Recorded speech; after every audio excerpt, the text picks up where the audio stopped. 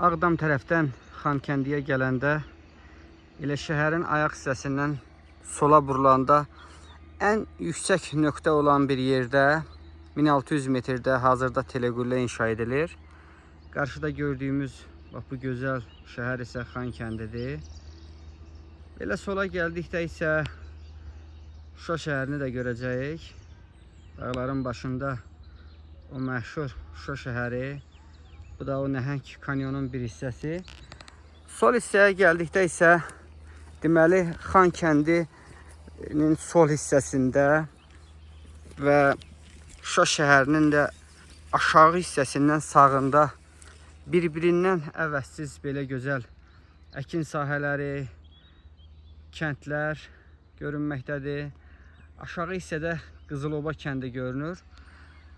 Lap uzaqda isə Zəfər yolundan görünən yerlər var.